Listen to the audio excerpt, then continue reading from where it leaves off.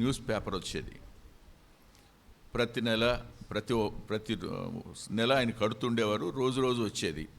మా నాన్న ఉద్దేశం ఏమిటంటే నన్ను ఆయన ఒక ఐఏఎస్ ఆఫీసర్గా చూడాలనుకున్నాడు. ఇంగ్లీష్ పేపర్ వచ్చేది. ఆ ఇంగ్లీష్ పేపర్లో ఫస్ట్ పేజీలో ఇలా రాశారనమాట. అది చదివి నేను చాలా ఆశ్చర్యపోయాను. ఎందుకు అంటే America president John F Kennedy కుమారుడు ఇండియాకు వచ్చాడు. ఇండియాకు వచ్చిన వాడు తిరిగి వెళ్ళాల. సంవత్సరం అయిపోయింది, సంవత్సరాలు అయిపోయింది, 2 years అయిపోయింది. ఎవరికి ఆరారాలా. చివరికి అమెరికన్ ఎంబసీ వాళ్ళు ఇండియన్ ఎంబసీకి ఫోన్ చేసి ఫలానా సంవత్సరం జాన్ ఎఫ్ కెనడీ కుమారుడు ఇండియాకు వచ్చాడు, వేర్ ఈజ్ హీ అని చెప్పి క్వశ్చన్ వేశారు. అప్పుడు ఒక్కసారిగా ఉలిక్కి పడితే మొత్తం ఇంటెలిజెన్సీ అంతా భారతదేశాన్ని ఒకసారి జరిడి పట్టినట్టు పడితే అతడు కలకత్తాలో మురికివాడల్లో ఉన్నట్టుగా తేలింది. అప్పుడు కలకత్తా వెళ్ళి చిన్న స్కర్ట్ వేసుకుని హాఫ్ బన్నీ వేసుకుని వాళ్ళతో ఒకటిగా ఉండిపోయి వాళ్ళు తినేదే తింటూ వాళ్ళ గుడిసెలోనే పండుకుంటూ వాళ్ళతో కలిసి పనిచేస్తున్న ఈ వ్యక్తిని ఢిల్లీకి తీసుకొచ్చారు. ఫ్లైట్లో సఫ్దర్జంగ్ రోడ్లోకి తీసుకెళ్లారు. ఇందిరాగాంధీ గారి దగ్గర తీసుకొచ్చారు. ఇందిరాగాంధీ గారు అప్పుడు ప్రధానమంత్రిగా ఉంది. జాన్ ఎఫ్ కెనడీకి ఇందిరాగాంధీ గారికి మంచి స్నేహం ఉండేది. ఆమె ఎదురెళ్ళి అతని ఇలా పట్టుకుని గౌరవం నేర్చింది. బాబు, నువ్వెక్కడా? అమెరికాలో శ్వేత సౌధంలో ఉండేవాడివి, అవ్వా కలకత్తాలో మురికి వీధుల్లో వాడలో ఉన్నావా అని ఏడ్చింది ఆవిడ. ఒకసారి ఆలోచించండి. ఎవరైనా సమీపించరాని తేజస్సులో అమరత్వం కలిగినవాడు కదూ. ఎవరు ఆయన సమీపించగలరు? ఆయన దృశ్యాన్ని గురించి చెప్తూ యెషయా గ్రంథం 6వ అధ్యాయంలో అత్యున్నతమైన సింహాసనమందు ప్రభువు ఆసీనుడై ఉండగా నేను చూశాను అంటాడు.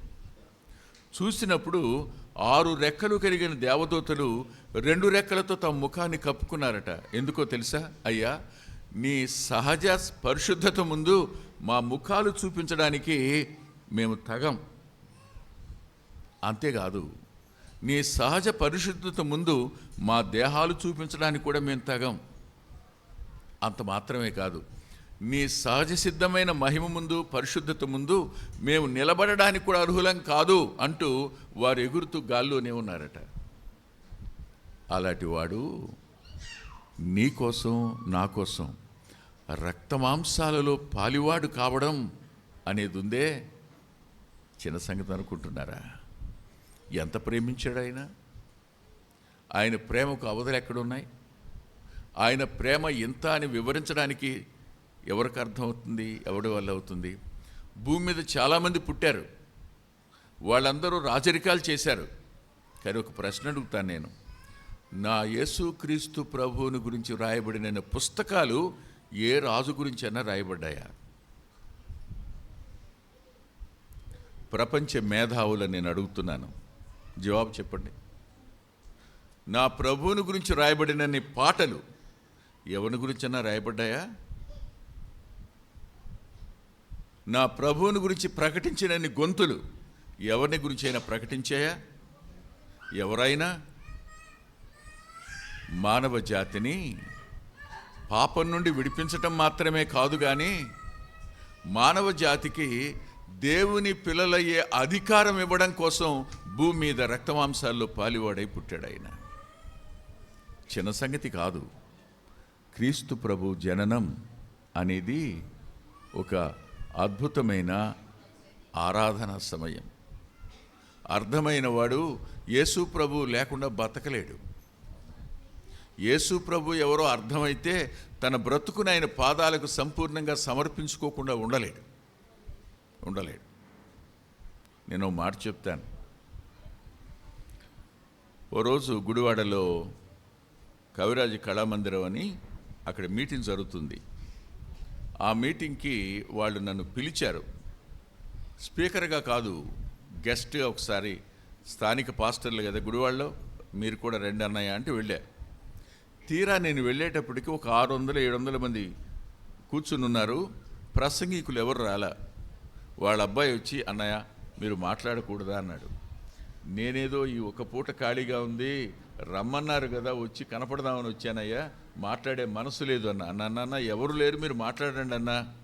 సరే తప్పదు కదా అని నిలబడి మాట్లాడాను, వాక్యం చెప్పాను. వాక్యం చెప్పి కిందకు వస్తూ ఉండగా ఒక కుర్రాడు ఎదురొచ్చాడు. ఆ కుర్రాడి పేరు జంగం సుధీర్, తెనాలి అంబేద్కర్ కాలేజీ ప్రిన్సిపల్. అతను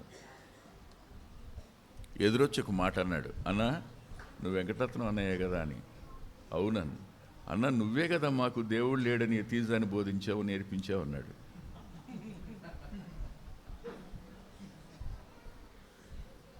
అప్పుడు నేను మాట చెప్పాను, నిజమే తమ్ముడా, నేనే. అప్పుడు బుద్ధి లేని వాడిని నేను, బుద్ధి వచ్చింది ఇప్పుడు. బుద్ధిహీనుడు దేవుడు లేడని అంటాడు, కానీ ఆయన రుచించిన తరువాత నాకు అర్థమైంది ఐఎమ్ ఏ ఫూల్ అని. అర్థమవుతుందా మీకు? ఆయన భూమి మీద జన్మించడానికి గల అత్యున్నతమైన కారణం ఏమిటి అంటే, మనిషి దేవుని మహిమను కోల్పోయాడు, దేవునితో ఉండే సహవాసాన్ని కోల్పోయాడు, దేవునితో ఉండే సంబంధాన్ని కోల్పోయాడు. ఆ రెండిటిని తిరిగి ఇవ్వడం కోసం ఆయన భూమి మీదకి రక్తమాంసాల్లో పాలువాడై వచ్చాడు. కుమారుడు అంటే ఏముంటుంది? కుమారుడు అంటే ఏముంటుంది? Inseparable relationship. తండ్రికి కొడుక్కి మధ్యలో ఉండే సంబంధం ఎలాంటిది? అది that is permanent. Not only permanent but it is eternal. మర్చిపోకండి. అది ఇవ్వడానికి భూమి మీదకి వచ్చాడు ఆయన. అది ఇవ్వడానికి భూమి మీదకి వచ్చాడు. ఆలోచించండి ఒకసారి. జన్మించిన వాడు ఎవరు అనుకుంటున్నారు? ఒక సామాన్యుడు అనుకుంటున్నారా? కాదు సుమా.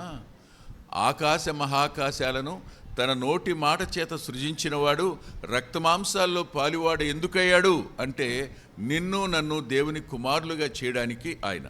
ఇది రెండవ మాట. మూడవ మాట దగ్గరికి వెడదాం, దయచేసి రండి. యోహాను సువార్త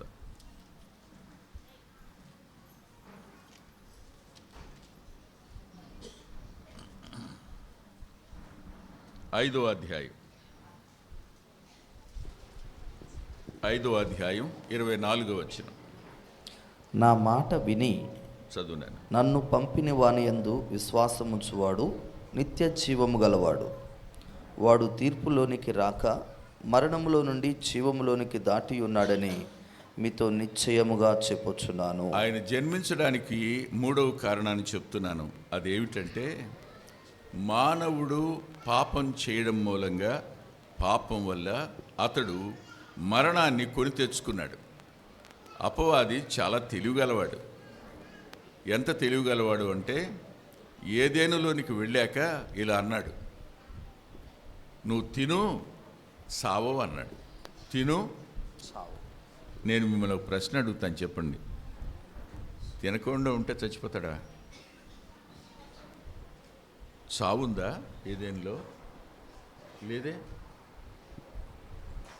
అంటే అపవాది చేసే పని ఏమిటంటే, దేవుని మీద అనుమానం వచ్చేటట్టు, దేవుణ్ణి సందేహించేటట్టు, దేవుణ్ణి పరీక్షించేటట్టు, దేవుని మీద తిరగబడేటట్టు చేస్తాడు. మీరు అనుకుంటారు మీ మీదేదో ప్రేమ ఉందని వాడు అలా చేస్తున్నాడని. పాపానికి మానవుణ్ణి ఆకర్షించేది మీ మీద ప్రేమ ఉండి కాదు, మీ మీద పగ ఉండి. మానవుడు దేవుని స్వరూపంలో చేయబడ్డాడు. దేవుని స్వరూపంలో చేయబడిన మానవుడితో దేవుడు సహవాసం చేస్తూ ఉండగా వాడికి ఎంత కష్టమైందో. పడద్రోయబడిన దేవదూత కదా. ఆ కారణం చేత మానవుని మీద పగబట్టి తన కోసం నిర్ణయించిన నరకానికి మానవుణ్ణి ఎలా తీసుకుని వెళ్ళాలి అనే ఉద్దేశం చొప్పున మహిమలో ఉన్న మానవుణ్ణి, మహిమలో ఉన్నా అని ఎందుకంటున్నానంటే, అతనికి ఒక ఆపరేషన్ చేశాడు ఆయన. అందులోంచి ఎముకను మాంసాన్ని తీశాడు.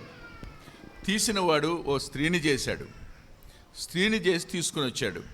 మీకు ఎప్పుడైనా ఆపరేషన్ అయిందా? మత్తు ఇంజెక్షన్ ఇచ్చిన తర్వాత ఏం జరుగుతుందో మీకేమైనా తెలుస్తుందా? ఏమీ తెలియదు. అంతా అయిపోయిన తర్వాత అబ్బాయి బాగున్నావా అంటే బాగున్నాను సార్.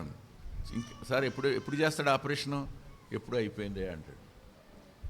అరే, మానవుడిచ్చిన మత్తే ఏం జరిగిందో తెలియనప్పుడు దేవుడే ఆపరేషన్ చేస్తే తెలుస్తుందా? మహిమలో ఉన్నాడు గనుక నా ఎముక నా మాంసము నా నుండి తీయబడింది అన్నాడు. అంటే ఎక్కడున్నాడు ఏదైనాలో మానవుడు? అజ్ఞానంలో లేడు, మహిమలో ఉన్నాడు. మహిమ జ్ఞానంలో ఉన్నాడు. మహిమా జ్ఞానంలో ఉన్న మానవుణ్ణి అజ్ఞానిగా మార్చడం కోసం వాడన్నాడు, తినవద్దన్నాడా? తింటే మీరు దేవతలైపోతారు అన్నాడు. అంటే మానవుణ్ణి దురాశ వైపుకు నడిపించి దేవుణ్ణి సందేహించేటట్టుగా చేసి, దేవుని మీద తిరుగుబడేట్టుగా చేసి, దేవుని అధికారం మీద తిరగబడిన మానవుడు దేవుని కోపాగ్నికి గురి కావాలి అన్నది అపవాదికు ఎత్తుగడ. దానికి ఎంతమంది బలైపోయారో. బలి కానివాడు ఎవడున్నాడు? అలాంటి వారందరూ ఆ తీర్పులోనికి వెడతారు. ఆయన అన్నాడు, నా యందు విశ్వాసముంచినవాడు, నన్ను పంపిన వాని యందు విశ్వాసముంచినవాడు తీర్పులోనికి రాడు. తీర్పులోనికి రాకపోవడం అనేది ఉందే, అది ఓ అద్భుతమైన ఆశీర్వాదం. ఒక అద్భుతమైన ఆశీర్వాదం. ఎందుకు తీర్పులోకి రాడు? తీర్పులోనికి రాకపోవడానికి గల కారణం ఏమిటి? గుర్తుంచుకోండి, నేరస్తుడైన ప్రతివాడు తీర్పులోనికి రావాలి. కానీ ఆయన నీకు బదులుగా నీ స్థానంలో తాను మరణించడం కోసం భూమి మీదకి వచ్చాడు. అందుకే ఈ మాటలు చెప్పాడు. కొడుకు ఇవ్వబడ్డాడు అంటే కేవలం నీకు కుమారత్వాన్ని ఇవ్వడానికి మాత్రమే కాదు ఆయన వచ్చింది. ఆయన నీ స్థానంలో మరణించడానికి వచ్చాడు. నాతో పాటు 1, 2, 3 వచనాలు మీరు చూడడానికి ప్రయత్నం చేయండి. బైబిళ్ళు ఉన్నాయా? ఎంతమంది దగ్గర బైబిళ్ళు ఉన్నాయి?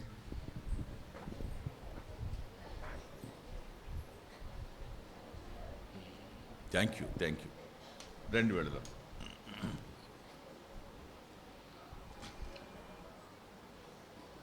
యెషయా గ్రంథం 53వ అధ్యాయం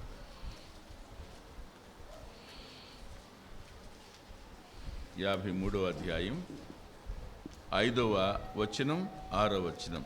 మన అతిక్రమ క్రియలను బట్టి అతడు గాయపరచబడెను, మన దోషములను బట్టి నలుగొట్టబడెను, మన సమాధానార్థమైన శిక్ష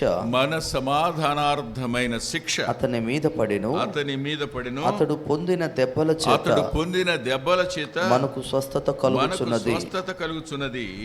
మనమందరము గొర్రెల వలె త్రోవ తప్పిపోతుమి, మనలో ప్రతివాడు తనకిష్టమైన త్రోవకు తొలగెను. యెహోవా మనందరి దోషమును అతని మీద మోపెను, అతడు దౌర్జన్యము నొందెను.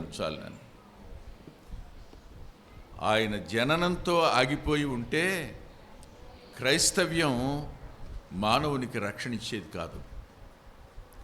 ఆయన జన్మించింది ఎందుకు అంటే నీకు బదులుగా మరణించేందుకు. నువ్వు పొందవలసిన శిక్ష యావత్తు ఆయన పొందేందుకు భూమి మీదకి ఆయన మనిషిగా జన్మించాడు. నా స్థానంలో, నీ స్థానంలో మన అతిక్రమాలన్నీ, మన దోషాలన్నీ ఆయన మీద మోపబడడం అది చిన్న సంగతి ఏం కాదు. అది మానవ జ్ఞానానికి మించిన సంగతి. తప్పు చేసింది మనం, కానీ శిక్ష పొందేది ఎవరు? ఆయన. ఎందుకు? కారణం ఏమిటి? ఎందుకు అంటే పాపం చేస్తే మరణించాలి అని రాసింది ఆయన. ఆయనే ఇప్పుడు ఆ శిక్ష భరించడానికి వచ్చాడు. అందుకే కొలసీ పత్రికలో దానికి వివరణ అద్భుతంగా ఇచ్చాడు. ఒకసారి రండి విడదాం. కొలసీ పత్రిక 2వ అధ్యాయం 13, 15 వచనాలు కలిసి ఉన్నాయి. మరియు అపరాధముల వలనను శరీరమందు సున్నతి పొందకుండుట వలనను మీరు మృతులై ఉండగా దేవుడు వ్రాతపూర్వకమైన ఆజ్ఞల వలన మన మీద రుణముగాను మనకు విరోధముగాను ఉండిన పత్రమును మేకులతో సిలువకు కొట్టి దాని మీద చేవ్రాతను తుడిచివేసి మనకు అడ్డము లేకుండా దాన్ని ఎత్తివేసి మన అపరాధములన్నిటిని క్షమించి ఆయనతో కూడా మిమ్మల్ని జీవింపచేసెను. అది సంగతి. అందుకు ఆయన వచ్చింది. ఎవరు రాశారో ఆజ్ఞలు అదే చెయ్యి సిలువకు మేకులతో కొట్టబడి ఆ రక్తం చేత ఆ చేవ్రాతను తుడిచివేసి మానవులందరి పాపాల కొరకై ఆయన తాను బలి కావలసి వచ్చింది. అందుకు తండ్రి మన పాపాలన్నీ తన కుమారుని మీద మోపడం అనేది ఆయన ప్రేమ. ఆయన ఎందుకు జన్మించాడు? మానవులందరి కోసం బలి పశువు కావడానికి జన్మించాడు. మానవులందరి పాపాలని మోసుకొని పోవడం కోసం. అందుకని యోర్దాను నది గట్టు మీద నడిచి వెళుతున్న ప్రభువుని చూసి బాప్తిస్మిచ్చి యోహాన్ అంటాడు, ఇదిగో లోక పాపములను మోసుకొని పోవు దేవుని గొర్రెపిల్ల. ఆలోచించండి, సహజంగా 2 జంతువుల్ని తీసుకుని వస్తారు బలికి. తీసుకుని వచ్చినప్పుడు ఆ రెండింటికి చీట్లు వేస్తారు, లెఫ్ట్ ఆర్ రైట్ అని. లెఫ్ట్ ఆర్ రైట్ ప్రభువు మరణం వరకు ఎప్పుడు చీటి తీసినా రైట్స్ అని పడేదట, కుడి ప్రక్కన ఉన్నదే బలి అయ్యేది. కానీ ప్రభు మరణించిన తరువాత ఎప్పుడు తీసినా లెఫ్టే పడిందట. ఆ మాట జోసిఫస్ రాశాడు. అంటే ఇంకా బలి అక్కర్లా, ఒక్కసారే బలి అర్పించాడని హెబ్రీ గ్రంథకర్త రాసిపెట్టాడు. అప్పుడు ఏం చేస్తారు? దాన్ని బలి ఇచ్చి రెండవ దాన్ని తీసుకుని వెళ్ళి వదిలిపెట్టేస్తారు బయట. వదిలిపెట్టి స్వేచ్ఛను పొందిన స్థానంలో నువ్వు, ప్రాణం పెట్టిన స్థానంలో ఆయన. అది లోక పాపములను మోసుకొని పోయే దేవుని గొర్రెపిల్ల అంటే. నిన్ను విడిపించి, అదే మాట యోహాను సువార్త 10వ అధ్యాయంలో అంటాడు, గొర్రెల కొరకు నా ప్రాణాన్ని నేను మంచి కాపరి తన గొర్రెల కొరకు ప్రాణం పెడతాడు. ఎంత గొప్ప మాట అది.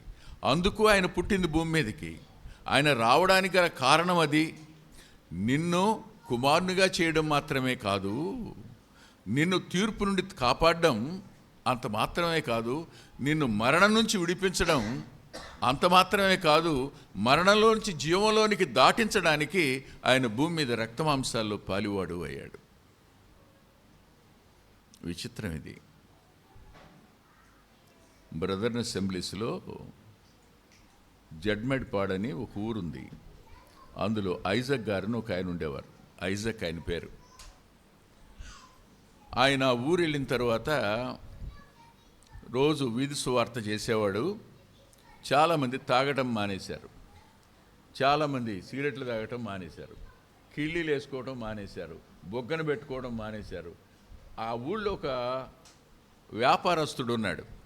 ఆ వ్యాపారస్తుడికి ఈ ఐజక్ గారి మీద చెప్పండి ప్రేమ వస్తుందా? రాబాబు అని సన్మానం చేస్తాడా? నువ్వు రావటం వల్ల నా వ్యాపారం ఏమైంది? అసలు కనపడితే సంస్కృతం మాట్లాడేవాడట. అర్థమైందా మీకు? సంస్కృతం అంటే తెలీదా? కనపడితే సంస్కృతమే మాట్లాడడం. ఆయన మామూలు తెలుగు, మంచి తెలుగు మాట్లాడేవాడు కాదట. బూతులు మినహా ఇంకేం మాట్లాడేవాడు కాడనమాట. అలాంటి వాడు ఒక రోజున యాక్సిడెంట్ అయింది. హాస్పిటల్ పాలయ్యాడు. హాస్పిటల్ పాలైనప్పుడు బ్లడ్ పోయింది, చచ్చిపోతాడు. ఏ నెగిటివ్ బ్లడ్ అవుతుంది, ఏ నెగిటివ్ బ్లడ్ ఎక్కడా దొరకల. అప్పుడు ఐజక్ గారిది ఏ నెగిటివ్ బ్లడ్ అట. ఆయన వచ్చి రక్తం ఇచ్చాడు, ఇతను బతికాడు. ఆ సంగతి చెప్పొద్దన్నారు. తిరిగి వచ్చి ఆ జడ్మెంట్ ప్యాడ్లో మళ్ళీ వ్యాపారం చేస్తూ ఒకరోజు భార్యతో అన్నంట, ఆడు ఇంకా ఉన్నాడా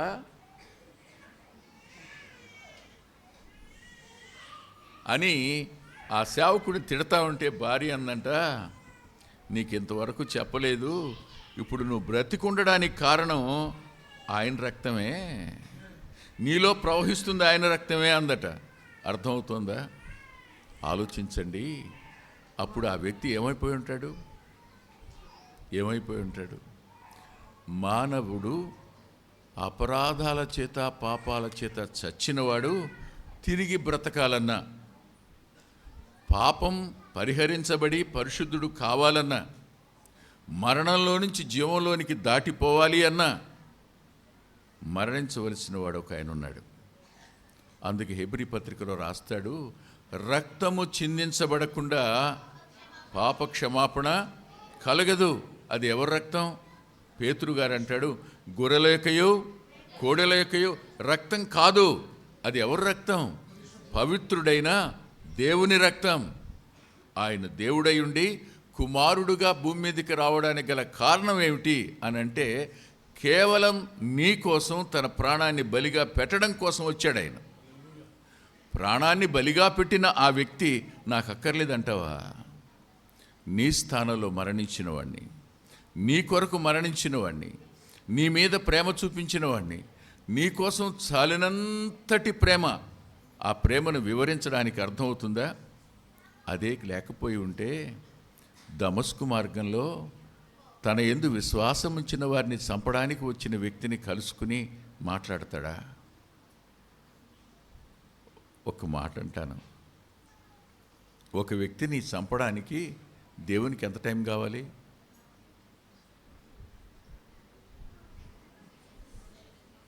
ఒక క్షణం ఆలోచించండి. నాకు తెలిసిన ఓ సోదరుడు ఒరిస్సాలో మిషనరీగా వెళ్ళాడు. మన దగ్గర నుంచి మిషనరీగా పంపాము అతన్ని.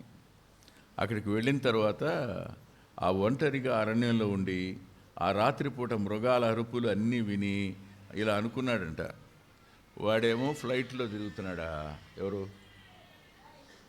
వెంకటరత్నం అనేవాడేమో ఫ్లైట్లో తిరుగుతున్నాడా, కారుల్లో తిరుగుతున్నాడా, నేనేమో ఇక్కడ అరణ్యంలోనా అడవిలోనా, ఏంటి ప్రభు ఈ న్యాయం అన్నాడు.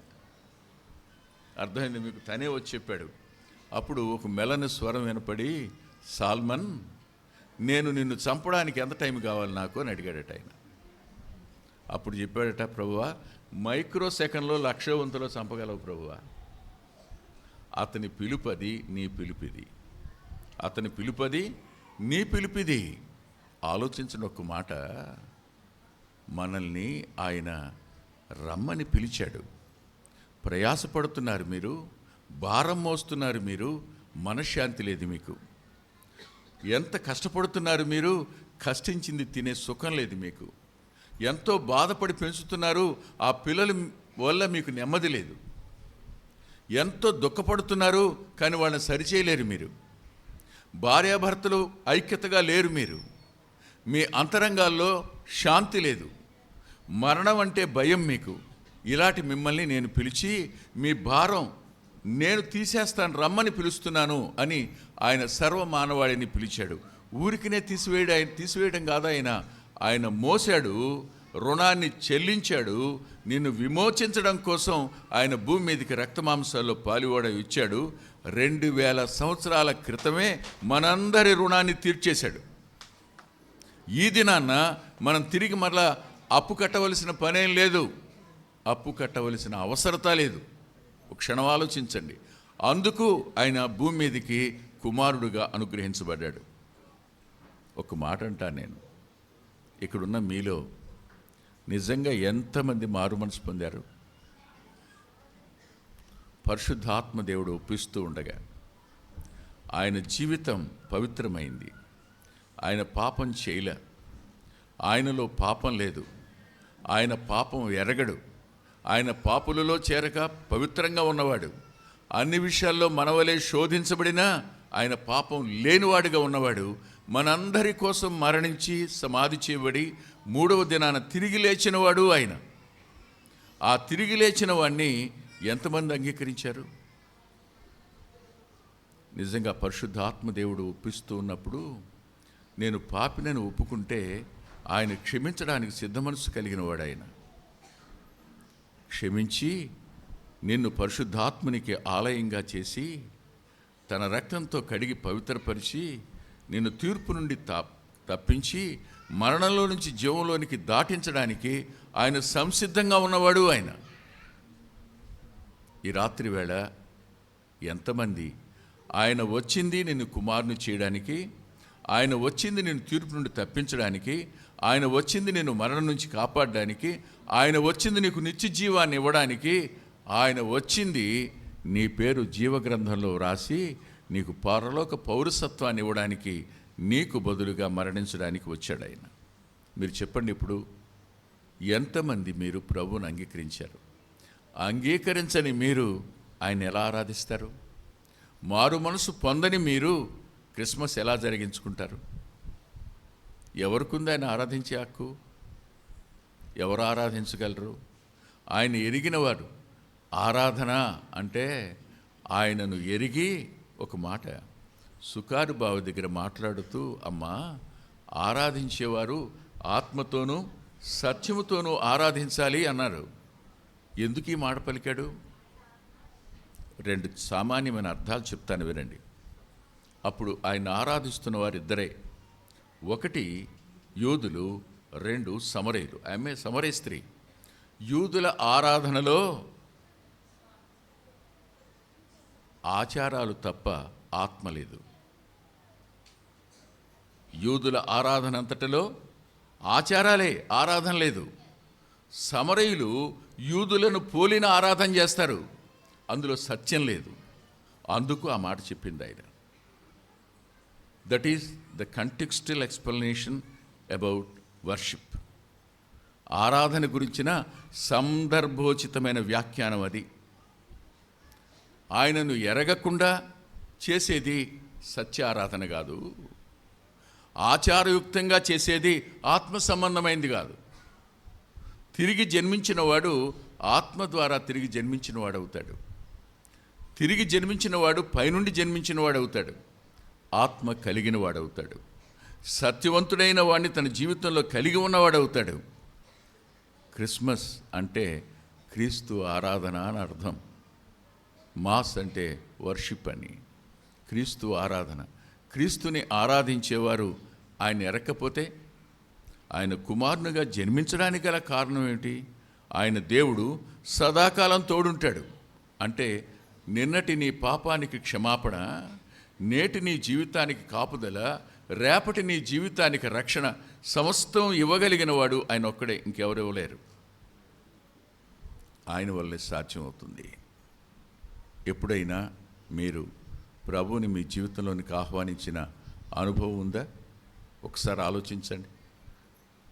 లేకపోతే ఈరోజైనా ప్రభువుని మీ జీవితంలో రమ్మని ఆహ్వానించండి. ఆయన క్షమించడానికి సిద్ధ మనసు కలిగిన దేవుడు. తన వద్దకు వచ్చిన వారిని ఆయన ఎంత మాత్రము వెలుపలికి తోసివేయడట. ఆయన జననం దగ్గర ఓ మాట దేవదూతలు చెప్పారు. ఏమని? ఆయనకిష్టులైన మనుషులకు భూమి మీద సమాధానం అని. రక్షణలో ఉండే ఓ అత్యున్నతమైన అనుభవం ఏమిటంటే సమాధానం. అంటే నీలో నీకు సమాధానం ఉంటుంది, దేవునితో నీకు సమాధానం ఉంటుంది, పొరుగువానితో నీకు సమాధానం ఉంటుంది. ఈ 3 అంతల సమాధానం ఇవ్వగలిగిన వాడు ఆయన ఒక్కడే, ఎవరెవలేరు. అంత మాత్రమే కాదు, రక్షణ, దాని ఆనందాన్ని ఇచ్చేవాడు కూడా ఆయనే. నిత్య జీవాన్ని గురించిన నిరీక్షణ ఇచ్చేవాడు కూడా ఆయనే. తిరిగి జన్మించిన వాడెవడు ఆరాధించడానికి అర్హుడు కాడు. ఈ రాత్రి వేళ మీరు క్యాండిల్స్ వెలిగించుంటారు, వెలిగిస్తారేమో, చాలా డ్యాన్స్ చేసి ఉంటారు, పాటలు పాడి ఉంటారు, అన్నీ చేస్తుంటారు. ఒక మాట అడుగుతాను, ఒకవేళ ఇప్పుడు ప్రభు వస్తే ఎక్కడికి వెళ్తారు? మారు మనసు పొందకపోతే నరకానికి వెళ్ళిపోతారు. అనుమానం ఏం లేదు. ఒకవేళ మీరు అనుకుంటున్నారేమో, మా నాన్న పాస్టర్ గారు, మా నాన్న సంఘ పెద్ద, ఆయన, మా అమ్మ కూడా మంచి ప్రార్థనా పరురాలు, ఆమె కొంగు పెట్టుకుని వెళ్తాంటే కుదరదు. అది నువ్వు తిరిగి జన్మించాలి, నువ్వు మారు మనసు పొందాలి. చిన్నవాళ్ళైనా పెద్దవాళ్ళైనా ఎవరైనా మరణానికి ఎవడు అతీతుడు కాడు. మరణం ఏ రోజైనా రావచ్చు. వచ్చిన ఆ మరణం దగ్గర నీకు నిరీక్షణ ఉందా? నేను మరణంలోంచి జీవంలోనికి దాటానని, నేను తీర్పులోనికి వెళ్ళనని. లా చదివిన వాళ్ళకి ఒక సంఘటన చెప్తారు టొరంటో గురించి. టొరంటో నగరంలో ఇద్దరు స్నేహితులు, ముగిస్తున్నాను నేను, అమ్మయ్య అనుకున్నారు కదా, అవునా? టొరంటో నగరంలో ఇద్దరు స్నేహితులు, ఆ రోజు హాలిడే వచ్చింది, ఇద్దరు కూర్చుని పేకాట ఆడుకుంటున్నారు. పేకాట ఆడుకుంటూ ఉండగా ఎప్పుడు ఒకడు ఓడిపోతానే ఉన్నాడు, ఒకడు గెలుస్తున్నాడు. ఎలా ఉంటుంది ఓడిపోయేవాడికి? పేక కలిపేటప్పుడే మోసం చేస్తున్నాడు వీడు. కొంతమందికి ఆ టెక్నిక్ కూడా వచ్చు. వాళ్ళకి పడేటట్టుగా పేక కలుపుకోగలరట. అది తెలిసి కోపం వచ్చి పేక తీసి ముఖం మీద కొట్టాడు. కొట్టగానే ఇద్దరు పోట్లాడుకున్నారు. మాటలు అయిపోయాక ఇంకేముంటాయి? ముందు మాట్లాట, తరువాత పోట్లాట. అది కూడా అయిపోయిన తర్వాత మాటలు లేవు కనుక మన ఇళ్లలో కూరలు కోసుకోవడానికి ఉండే చాకుల్లాగా వాళ్ళ దగ్గర పిస్టల్స్ ఉంటాయి. తీసి కాల్ చేశాడు. ఎతటివాడు చచ్చిపోయాడు. చచ్చిపోగానే మన దేశంలోగా 7 ఏళ్ళు 8 ఏళ్ళు 10 ఏళ్ళు సాగదు. రెడ్ హ్యాండెడ్గా దొరికిపోతాడు, అయిపోయింది. అతనికి ఉరిశిక్ష వేశారు. ఉరిశిక్ష వేసిన తరువాత అతను మంచివాడు, ఎంతోమంది పిల్లలకు ఫీజు కట్టాడట. ఎంతోమంది అనాథలకు, దిక్కులేని వాళ్ళకి సహాయం చేశాడంట. వాళ్ళందరూ అతని గురించి గవర్నర్కి ఉత్తరాలు రాశారు. అయ్యా, అతను చాలా మంచాడు, అతన్ని మీరు ఎలాగైనా విడిపించాలి, అతనికి మీరు మరణశిక్ష రద్దు చేసి జీవిత ఖైదాన్ని విధించండి, చంపేయకండి బాబు అని ఉత్తరాలు రాశారు. కానీ అప్పుడు గవర్నర్ గారు ఊళ్ళో లేడు, బయట ఉన్నాడు. ఆ గవర్నర్ గారు తెల్లవారితే ఉరిశిక్ష అనగా ఆ రాత్రిపూట ఇంటికి వచ్చాడు. ఇంటికి వచ్చి చూస్తే టేబుల్ మీద ఇంత ఎత్తున్నాయి. ఏమిటని చూస్తే ప్రతిదీ ఫలానా జైల్లో, ఫలానా గదిలో, ఫలానా నెంబర్ ఖైదీ, మంచివాడు మంచివాడు మంచివాడు మంచివాడు, మీరు క్షమించండి క్షమించండి క్షమించండి, అతన్ని మరణశిక్ష రద్దు చేయండి అని. అది చూసిన గవర్నర్ వెంటనే ఒక ఉత్తరం రాశాడు, ఒక లెటర్ రాశాడు. నేను ఇతని ఉరిశిక్ష రద్దు చేస్తున్నాను, ఇతని ఉరిశిక్షను నేను జీవిత ఖైదుగా మారుస్తున్నాను అని చెప్పి ఇతన్ని క్షమిస్తున్నాను అని సంతకం పెట్టాడు. సంతకం పెట్టిన వాడు ఎవరికైనా ఇచ్చి పంపించవచ్చు, కానీ అలా ఒప్పలా. ఇంతమంది అభిమానాన్ని పొందినవాడు ఏదో తొందరపడి తప్పు చేశాడు, నేనే వెళ్తా అని ఆ లెటర్ తీసుకుని తానే పోయాడు. తను చూడగానే జైలర్స్ ఎలా ఉంటారు? గవర్నర్ గారు వస్తుంటే అందరూ తప్పుకున్నారు. జైలర్ కూడా తెలుసు మొత్తం టొరంటో నగరం అంతా ఇతని కోసం రాసిందని. చిన్నగా జైలు దగ్గరికి వచ్చాడు. వచ్చి, బాబు take it, good news for you అన్నాడు. గుడ్ న్యూస్ ఫర్ యూ అనగానే ఆడు తిరిగి ఉన్నవాడు వెనక్కి తిరిగి, మీ పాస్టర్లంతా ఇంతే, మీరు good news good news good news good news అని మమ్మల్ని ఎంత మోసం చేస్తున్నారో, పో ఇక్కడి నుంచి అన్నాడు. గవర్నర్ గారికి ఏం అర్థం కాల. అయ్యా, నేను చెప్పేది నిజంగా గుడ్ న్యూస్ అయ్యా, ఇంకా నువ్వు ఎక్కువ మాట్లాడావంటే మెడబెట్టి బయటికి గంటిచ్చేస్తా, గెట్ అవుట్ ఫ్రమ్ హియర్ అన్నాడు. బాబు నేను చెప్పేది వింటావా అన్నాడు. నువ్వు వెళతావా వెళ్ళవా ఇక్కడి నుంచి, పో బయటికి అన్నాడు. గవర్నర్ మాట్లాడేది లేక జేబులో పెట్టుకుని తిరిగి వెళ్ళిపోయాడు. ఆ జైలర్ ఉంటాడు కదా, వచ్చి, ఏమయ్యా గవర్నర్ గారు వచ్చారు కదా, క్షమాపణ పత్రం నీకేమన్నా ఇచ్చారా అన్న. వచ్చింది గవర్నర్ గారా? క్షమాపణ?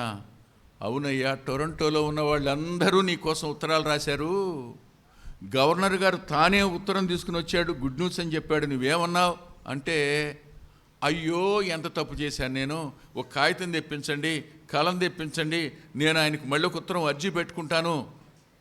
రాశాడు. అయ్యా మీరు అనుకోలేదు, మీరు అనుకుంటే అలా చేసేవాడిని కాదయ్యా, దయచేసి నన్ను మన్నించండి అయ్యా అని ఉత్తరం రాసి ఆ జైలర్కే ఇచ్చాడు. ఆ జైలర్ ఉత్తరం పట్టుకుని పరిగెత్తితే కరెక్ట్ గవర్నర్ గారు మెట్లు ఎక్కుతున్నాడు. వెళ్ళి సార్ ఫలానా నెంబర్ గదిలో ఉన్నటువంటి ఖైదీ ఇచ్చాడండి అనగానే ఆయన ఎడం చేతి అలా తీసుకుని ఇలా మడిచి డస్ట్బిన్ అలా పారేసి పైకి వెళ్ళిపోయాడు. తెల్లవారింది. ఉరిశిక్ష ఎందుకు రద్దు కాలేదో అర్థం కాలేదు. ప్రజలందరూ ఆ వెజ్జస్థలం దగ్గర చుట్టూ చేరారు. చేరినప్పుడు నీ ఆఖరి కోరిక ఏంటి అన్నారు. వీళ్ళందరితో మాట్లాడాలి, ఒకసారి మాట్లాడు. అప్పుడు చెప్పిన మాట ఏమిటో తెలుసా? నేను చేసిన తప్పుకు నేను ఇప్పుడు శిక్ష అనుభవించటం లేదు. నేను చేసిన శిక్షకు క్షమాపణ లభించింది. ఆ క్షమాపణను అంగీకరించకపోవడాన్ని బట్టి ఇవాళ నేను చావవలసి వచ్చింది అని చెప్పాడు. మానవ జాతి పాపానికి క్షమాపణ సిలువలో దొరికింది. వీరేం చేస్తున్నారో వీరెరుగురు గనుక వీరిని క్షమించు అన్నాడు. క్షమాపణ దొరికింది. ఆ క్షమాపణను అంగీకరించకపోవడాన్ని బట్టి మాత్రమే మానవులు నరకానికి వెళ్తున్నారు. పాపాన్ని బట్టి కాదు. పాపానికి మూల్యం చెల్లించబడింది. చెల్లించబడిన మూల్యాన్ని, చెల్లించబడిన క్షమాపణను స్వీకరించకపోవడాన్ని బట్టి మాత్రమే. ఇప్పుడు అంటాను, ఎంత గొప్ప బహుమానాన్ని స్వీకరించకపోవడం వల్ల మాత్రమే మానవుడు మరణం నుంచి నిత్య నరకానికి వెడుతున్నాడు. ఈ రాత్రి అయినా ప్రభువుని మీ జీవితంలోనికి ఆహ్వానిస్తారా? తలలో ఉంచండి, ప్రార్థన చేసుకుందాం. తలలో ఉంచండి. ప్రేమగల మా ప్రియ తండ్రి, పరిశుద్ధుడు అయిన గొప్ప దేవ, కొద్ది మాటలు చెప్పడానికి నీ దాసునికి మీరు ఇచ్చిన కృప కొరకు స్తుతిస్తున్నాం. వినబుద్ధి పుట్టి వినడానికి మనసు కలిగి లక్ష్యముంచిన వారి హృదయాలను లూదియా హృదయాన్ని తెరిచినట్టుగా తెరవండి. మీ ఆత్మచేత వారిని ఒప్పించండి. వారు తమ పాపాల విషయమై పశ్చాత్తాపడడానికి, క్షమాపణ కోరడానికి, మిమ్మల్ని తమ జీవితంలోనికి ఆహ్వానించడానికి, తిరిగి జన్మించిన అనుభవంలోనికి రావడానికి పరిశుద్ధాత్మనికి వారు ఆలయంగా మార్చబడి మరణంలో నుంచి జీవంలోనికి దాటిపోయే గొప్ప కృపను విన్న మా ప్రియులకిమ్మని యేసుక్రీస్తు ప్రభు వారి పేరిట ప్రార్థిస్తున్నాం తండ్రి. ఆమేన్. ఆమేన్.